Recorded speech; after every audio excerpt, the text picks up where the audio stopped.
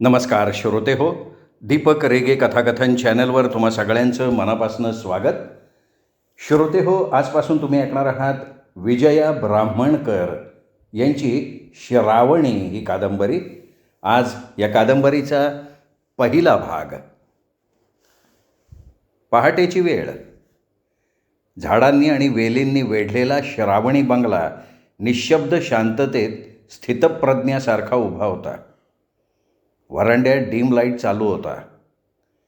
समोरच्या आवारात असलेल्या बगीच्यातली फुलं अर्धवट उमललेली होती. अनेक फुलांचा सुगंध एकाच वेळी दरवळत होता. एवढा की कोणत्या फुलाचा कोणता सुगंध आहे हेही ओळखता येऊ नये. फाटकाबाहेर कंपाऊंडलगत गुलमोहर एका रांगेत उभे होते. फाटका पलीकडचा चाफा छान फुलून आला होता. फाटकाच्या आतला पारिजात आपला सुगंध पसरवत होता आणि पारिजातकानं झाडाखाली छान रांगोळी रेखली होती. आत एका कोपऱ्यात निशिगंधाचा ताटवा मंद धुंद सुगंधाची उधळण करत होता. तसंच अनेक प्रकारचे गुलाब दाटीवाटीनं उभे होते. थोडं पलीकडे श्रावणीच्या रूमच्या बाजूला विविध रंगाचे जास्वंद टप्पोरी फुलं अंगावर मिरवत उभे होते. फाटकाच्या दोन्ही बाजूंनी कंदिलासारखे दिसणारे लाईट मंदपणे तेवत होते. फेब्रुवारी चालू होता तरी पहाटे पहाटे चांगलीच थंडी जाणवत होती. साधारण 4च्या सुमाराला पहाटे रस्त्यावरून जाणाऱ्या गुरख्यांनी शिट्टी वाजवली आणि नेमका त्याच वेळी श्रावणीच्या रूममधला गजर वाजला. श्रावणी खडबडून जागी झाली कारण तिची मॅट्रिकची परीक्षा जवळ आलेली होती. श्रावणी कॉटवरती थोडा वेळ बसली. घड्याळाकडे पेंगुळल्या नजरेनं पाहिलं आणि पुन्हा झोपून गेली. रात्री बऱ्याच उशिरापर्यंत अभ्यास केल्यामुळे तिच्या डोळ्यावरची झोपेची झापड काही कमी होत नव्हती. आशाबाईंनी म्हणजे श्रावणीच्या आईने अंथरुणातच बघितलं की घड्याळाचा गजर झाला आहे, पण श्रावणीच्या रूममधला लाईट काही लागला नाही. त्या उठल्या, कॉट खालच्या स्लीपर पायात सरकवल्या आणि मग त्या श्रावणीच्या रूममध्ये आल्या. श्रावणी अगं उठ, गजर झाला आहे. हो उठते ग, पोटाशी पाय घेऊन झोपलेली श्रावणी म्हणाली. आईने तिच्या केसांवरनं मायेनं हात फिरवला आणि म्हणाली, झोपतेस का जरा वेळ? झोप हो, पण मग म्हणू नको हां उठवलं नाहीस म्हणून. आशाबाईंच्या मनात आलं थकून जाते पोरगी. शाळा, शिकवण्या, अभ्यास, अजिबात वेळ मिळत नाही श्रावणीला. श्रावणी उठली. तिने पटकन ब्रश आटोपला, पाणी प्यायली आणि अभ्यासाच्या टेबलाजवळची खुर्ची ओढून ती खुर्चीवर बसली. टेबल लॅम्प लावला. अभ्यासाची पुस्तकं समोर ओढली आणि पानं उलटवून ती वाचायला लागली. आईने एका वाटीत 4 बदामाच्या बिया, थोडे काजू आणि किसमिस काढले. ती वाटी आणि कपभर दूध घेऊन ती श्रावणीजवळ आली. वाटी आणि दुधाचा कप टेबलवर ठेवून म्हणाली, श्रावणी खाऊन घे हां आणि मग दूध पी, नाहीतर थंड होऊन जाईल हो दूध. एवढं बोलून आई निघून गेली. श्रावणीने एक बदाम बी तोंडात टाकली आणि वाचनात गढून गेली. बऱ्याच वेळानंतर तिच्या लक्षात आलं की वाटीतले बदाम काजू आपण संपवलेलेच नाही आहेत आणि दुधाचा कपही तसाच आहे. तिने पटकन वाटीतले बदाम, काजू, किसमिस संपवले आणि दुधाचा कप तोंडाला लावला. दूध अगदी गार झालं होतं. खरं तर असं गार दूध तिला आवडत नव्हतं. गरम दूध हवं असायचं तिला, पण आई रागवेल म्हणून तिने ते गटागटा दूध पिऊन टाकलं. श्रावणीने पुस्तक मिटलं, एकावर एक पुस्तकं ठेवली. उठून मग तिने पटकन आंघोळ वगैरे भराभरा आवरली. पिस्ता कलरचा वर्क केलेला ड्रेस घातला आणि केसांवरनं कांगवा फिरवला. श्रावणी सावळी असली तरी तिचा सावळा रंग तजेलदार होता.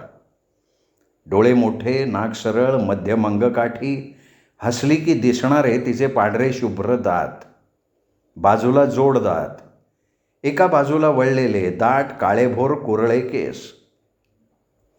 तिने पुस्तकं वह्या उचलली आणि लुनाची किल्ली घेऊन येते का आई असं म्हणून ती बाहेर आली. फाटक उघडलं, लुना बाहेर काढली. हळू चालव ग, दारात उभं राहून आई म्हणाली. हो असं म्हणून श्रावणी गेली सुद्धा. आईने मग फाटक लावून घेतलं, बाहेरचे लाईट बंद करून टाकले. सकाळच्या कोवळ्या उन्हात श्रावणी बंगला उजळून निघालेला होता. बंगल्यावरचं श्रावणी नाव उठून दिसत होतं. आशाबाईंनी पूजेसाठी बागेतली फुलं तोडली. नुकतंच आलेलं वर्तमानपत्र व्हरांड्यातल्या खुर्चीवरती बसून चाळलं आणि मग त्या कामाला लागल्या. अगं चहा झाला का? श्रावणीचे बाबा श्रीधरराव ब्रश करून डायनिंग टेबलजवळच्या खुर्चीवर बसून पेपर वाचत म्हणाले. हो झालाच देते. कपात चहा गळत आशाबाई म्हणाल्या आणि मग तांब्याच्या घागरीमधला पाण्याचा पेला आणि चहाचा कप ट्रेमध्ये ठेवून त्या डायनिंग टेबलपाशी आल्या. ट्रे श्रीधररावांच्या समोर ठेवून म्हणाल्या, बिस्किटं देऊ? नाही नको. वर्तमानपत्रातून नजरही बाजूला न करता श्रीधरराव म्हणाले, अहो चहा घ्या ना, गार होईल तो.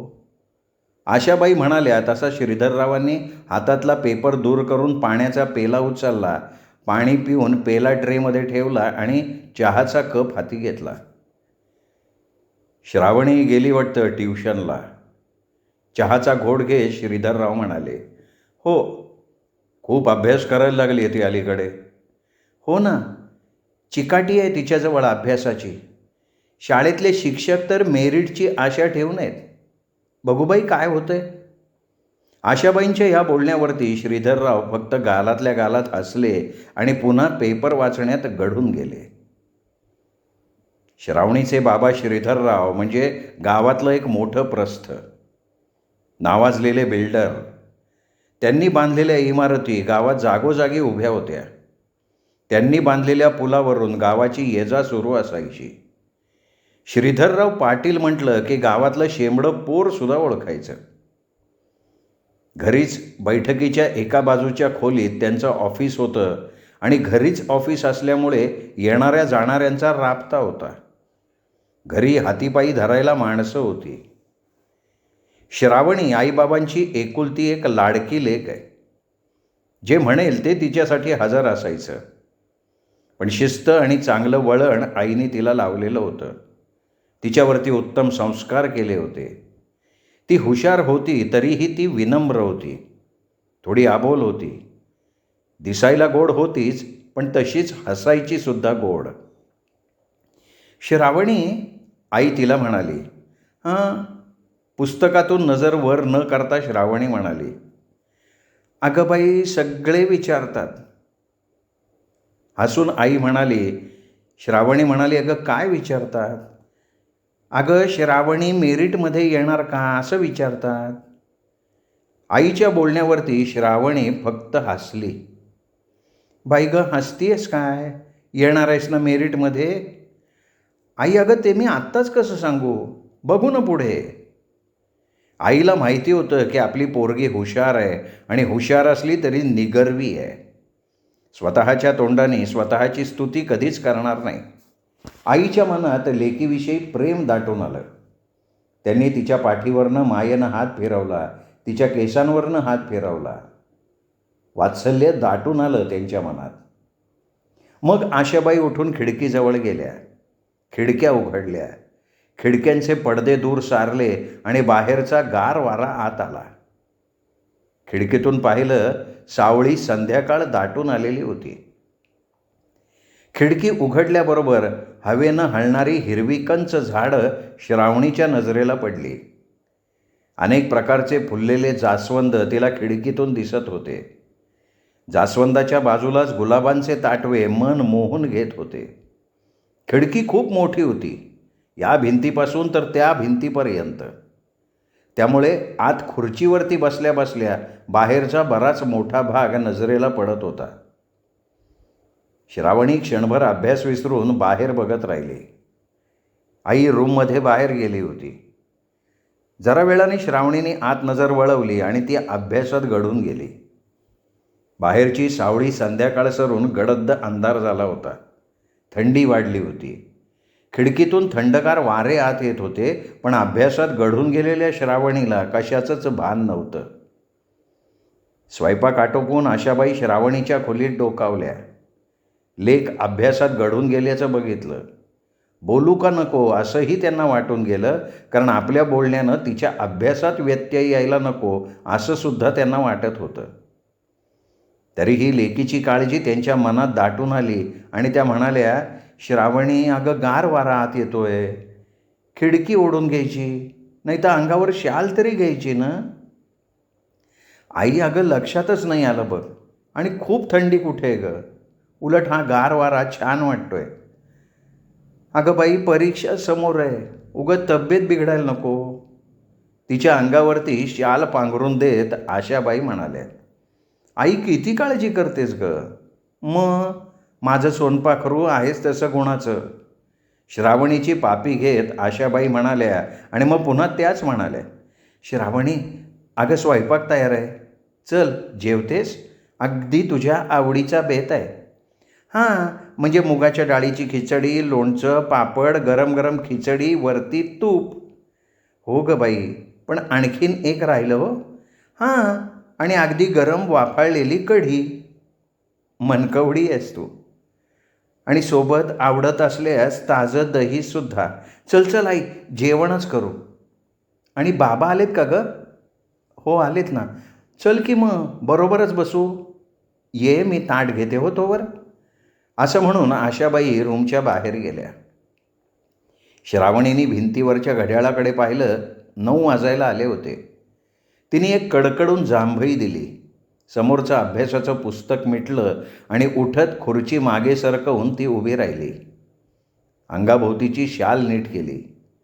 जांभई दिल्याने डोळ्यात आलेलं पाणी तिने तळहाताने पुसून काढलं, पायात स्लीपर अडकवली आणि ती रूमच्या बाहेर आली. बैठकीत बाबा टी व्हीवरच्या बातम्या पाहत बसून होते. श्रीधरराव श्रावणीला बघून म्हणाले, ये बेटा बैस बैस बैस. अभ्यास झाला का. अभ्यास होतोय कुठला बाबा, चालू आहे. आणखीन काय म्हणतेस, परीक्षा कधी आहे. परीक्षा मार्चमध्ये बाबा, फक्त हातात हा फेब्रुवारी महिना राहिला आहे. अरे बापरे, घोडा मैदान जवळ आहे म्हणायचं. हां पण आमची बेटी हुशार आहे, ती मैदान जिंकणारच. बाबा बघू, आत्तापासून काय सांगायचं. बाबा फक्त हसले. आपल्या लेकीचा विनम्रपणा त्यांना माहिती होता. श्रावणी अगं कुठे आहेस. अच्छा, बाप बेटी इथे गप्पा मारत बसलेतोय.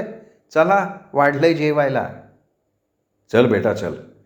श्रीधरराव उठून रिमोटनं टी व्ही बंद करत म्हणाले. श्रीधरराव चांगले उंचेपुरे होते. भव्य कपाळ, मागे सरलेले कुरळे केस, निमगोरा रंग.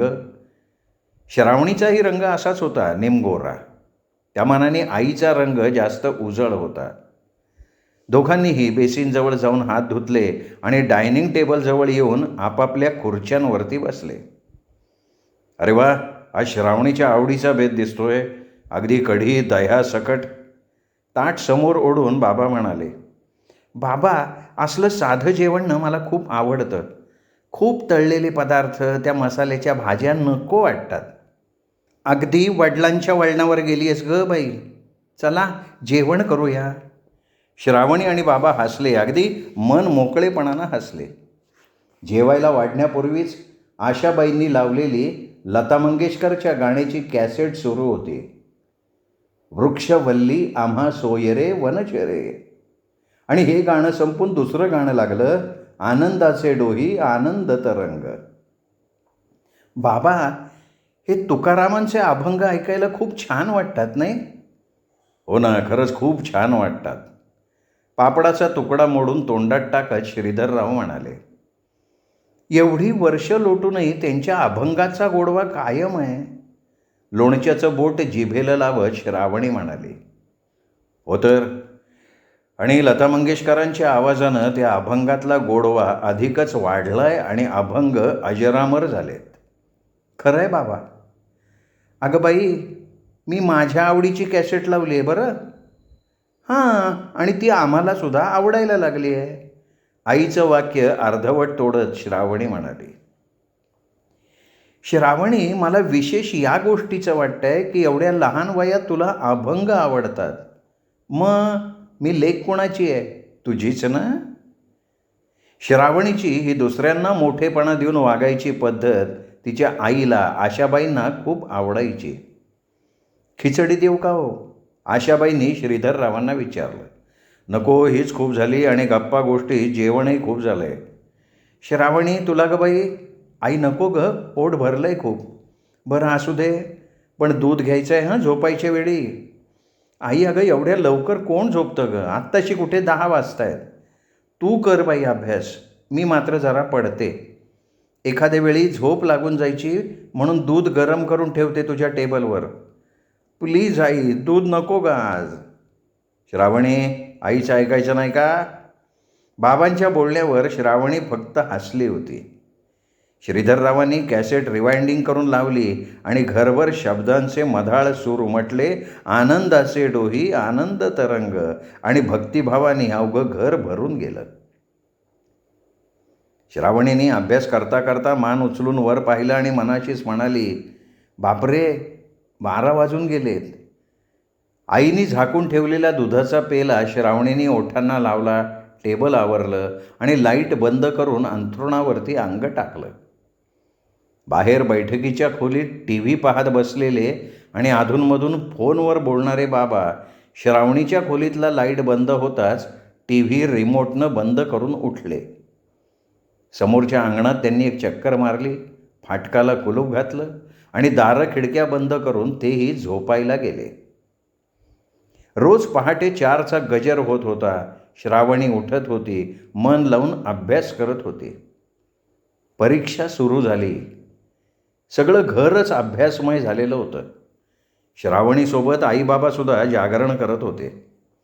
श्रावणी परीक्षेला निघायच्या आधी दहीभात तिला खायला घालत होती तिची आई. श्रावणीची परीक्षा आटोपली, पेपर्स छान गेले. परीक्षा झाल्याबरोबर श्रावणीला आणि आईबाबांनासुद्धा अगदी मोकळं मोकळं वाटत होतं. आई, मी 2 दिवसांसाठी मावशीकडे जाऊ? एक दिवस श्रावणीने विचारलं. अगं जा की, पण लवकर या, आम्हाला तुझ्याशिवाय करमायचं नाही ग. हो ग आई, येते लवकर. मी आधीच जाणार होते, पण मेघनदादाची 12वीची परीक्षा संपायची होती ना. काल त्याचेही पेपर्स झालेत. छान गेले म्हणे. जा जा जा, छान मजा करा दोघं बहीण भाऊ. श्रावणीने एका बॅगेत 4 कपडे भरले आणि ती आपल्या लोनानं निशा मावशीकडे आली. श्रावणीची निशा मावशी बँकेत नोकरी करत होती. मावशीचा मेघन एकटाच. तो 12वीला होता यंदा. नुकतीच परीक्षा झाली त्याची. त्याला वडील नव्हते. मेघनचे वडील नितीन यांच्या आकस्मिक निधनानंतर त्यांच्याच बँकेत निशाला नोकरी मिळाली होती. निशा आणि आशा दोघी बहिणी. निशाला आशाचा आधार होता. आशा आणि श्रीधररावही मेघनला मुलाप्रमाणे मानत होते.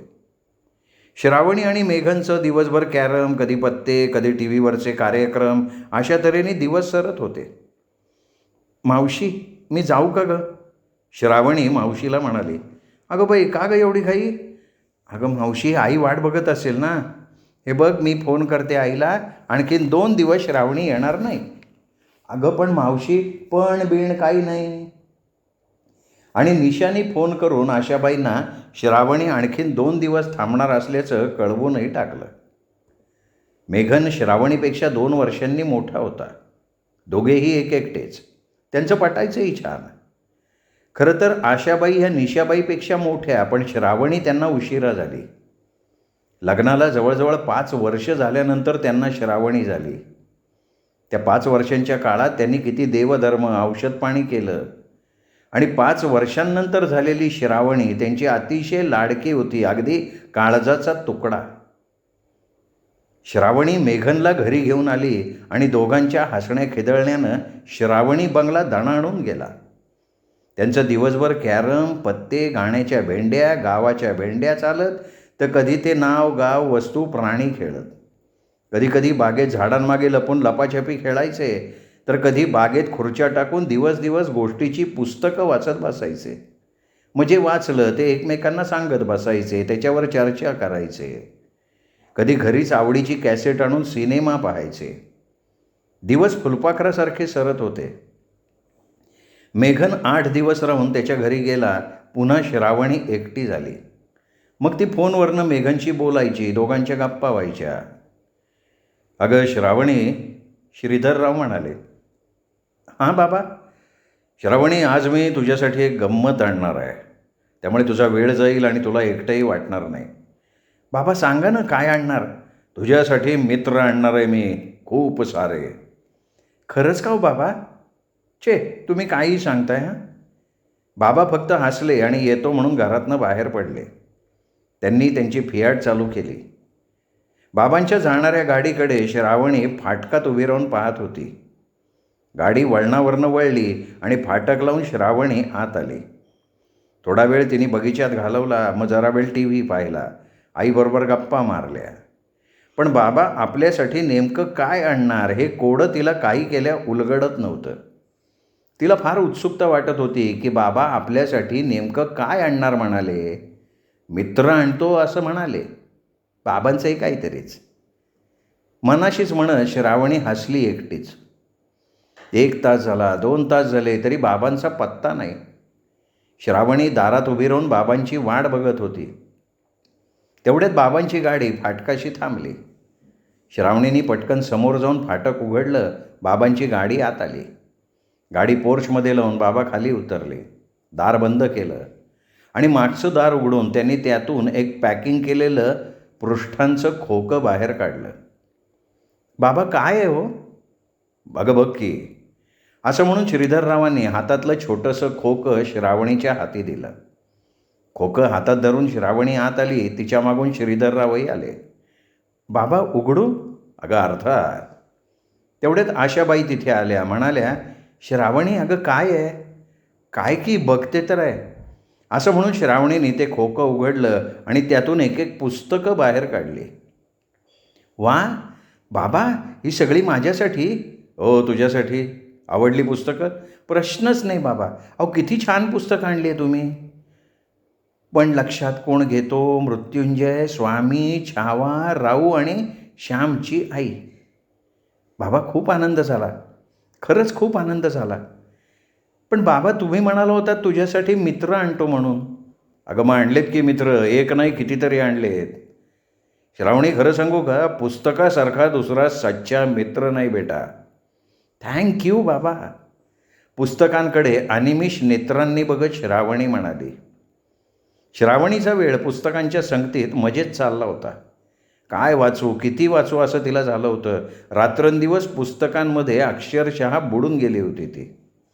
आई म्हणायची सुद्धा की श्रावणी तू पुस्तकमय झाली आहेस गं बाई, अगदी पुस्तक वेडी आहेस. आईने असं म्हटलं की श्रावणी फक्त हसायची. संध्याकाळचे तिघही जण बैठकीत बसलेले होते. श्रावणी झाली पुस्तकं वाचून? चालू आहे बाबा. केवढा खजिना दिला आहे. शब्दांचा, आशयांचा, अनुभवांचा आणि अनुभूतीचा सुद्धा. बेटा पुस्तकातून मिळणारं ज्ञान ही अशी शिदोरी आहे की आयुष्यात जगताना ती उपयोगी पडते. आणि कथा कादंबऱ्या म्हणजे तरी काय गं, अवतीभोवती घडणाऱ्या घटनांचं प्रतिबिंबच की ते. श्रावणी बाबांचं बोलणं लक्षपूर्वक ऐकत होती. त्यांचा शब्दनशब्द मनात साठवत होती. मग सावकाश ती म्हणाली, बाबा पण लक्षात कोण घेतो ही कादंबरी वाचताना एक प्रकर्षानं जाणवलं की पुरुषांच्या तुलनेत स्त्रीचं स्थान गौण आहे. ते का हो बाबा? पुरुषांपेक्षा ती कुठल्या क्षेत्रात कमी आहे? अगं बाळा, ती कादंबरी जुन्या काळात लिहिली गेली आहे. त्यावेळी जे वातावरण समाजात होतं त्याचं दर्शन आपट्यांनी आपल्या कादंबरीतून घडवलं आहे. मी थोडं बोलू का? आशाबाई म्हणाल्या. आई अगं बोल की तू. हे बघ बेटा, आपट्यांच्या पण लक्षात कोण घेतो मध्ये स्त्रियांची परिस्थिती दाखवली आहे ती त्या काळातली असली ना तरी आता काळ बदलल्यानंतर सुद्धा काही घरांमध्ये स्त्रियांना गौणच लेखलं जातं आजसुद्धा. आणि ही सत्य परिस्थिती आहे. सुशिक्षित म्हणवल्या जाणाऱ्या घरांमध्ये सुद्धा सुनांना अजिबात स्वातंत्र्य नाही आहे, हे मी स्वतः बघितलं आहे. अगं अलीकडची काही पुस्तकं वाचशील ना तर तुझ्या लक्षात येईल की स्त्रियांच्या परिस्थितीत फारसा फरक नाही पडलेला. अर्थात काही अपवाद असतात म्हणा, आई, अगं पण त्या सगळं मुकाट सहन का करतात? मग काय करतील बेटा त्या? बंडाचा झेंडा उभारतील का? लग्न ही काही भातुकली आहे का? हवा तेव्हा डाव मांडायचा आणि मनात आला की मोडायचा? मग काय जन्मभर सहनच करत राहायचं का? इलाज नाही बेटा. एक ना एक दिवस आयुष्यात सुखाचा उगवेल हा एक आशेचा धागा पकडून आला दिवस ढकलायचा, याशिवाय हातात दुसरं असतं काय? पण आई, अगं हे असं किती दिवस चालणार? हे कोणीतरी कुठेतरी थांबवायला हवं नाही का? कोण थांबवणार ग? सांग ना, कोण थांबवणार? पूर्वीच्या काळी स्त्रियांना त्रास द्यायच्या पद्धती वेगळ्या होत्या, आता वेगळ्या आहेत. पण आहेत हे नक्की. फक्त उघड्या डोळ्यांनी बघावं लागतं. काही अपवादात्मक घरं असतात की ज्या घरात स्त्रियांना सन्मानाने वागवलं जातं. बाकी सगळा अंधार आहे बेटा, खरंच अंधार आहे. आई, मग स्त्रियांचं चुकतं. हा अंधार त्यांनीच निपटून काढायला हवा. श्रावणी, तुझे विचार ऐकून आनंद वाटला, समाधानसुद्धा वाटलं बरं का. बरं मला सांग, आणखीन कुठली कादंबरी वाचून झाली आहे? मृत्युंजय बाबा. वा, छान. बाबा, काय कर्णाचं चरित्र रंगवलं आहे ना शिवाजी सावंतांनी. त्यांच्या शब्दांचे कुंचले किती समर्थ असतील नाही बाबा? अर्थात बेटा. श्रावणी, तुला खोटं वाटेल, मृत्युंजय मी 4 वेळा वाचली आहे तरी समाधान नाही होत ग. उलट कर्ण अनेक अंगांनी आणि अनेक अर्थांनी समोर साकारत राहतो. आपण आपले राहतच नाही. वाटतं तो सबंध काळ आपल्यासमोर उलगडतोय आणि आपण त्या काळात वावरतोय. आशाबाई म्हणाल्या, आई, अगं तुझं हे वाचनाचं वेड मला माहितीच नव्हतं. श्रावणी, अगं पूर्वी खूप वाचायची मी. हल्ली काय होतं, हल्ली पुस्तक समोर घेतलं की डोळे दुखायला लागतात ग. हसत हसत आशाबाई म्हणाल्या, आचारा विचारानं समृद्ध असलेल्या घरात आणि निकोप वातावरणात श्रावणी वाढत होती. श्रोते हो, हा होता पहिला भाग विजया ब्राह्मणकर लिखित श्रावणी या कादंबरीचा. हा भाग कसा वाटला कमेंट करून जरूर कळवा. ऐकूयात दुसरा भाग उद्या दीपक रेगे कथाकथन चॅनलवर. नमस्कार.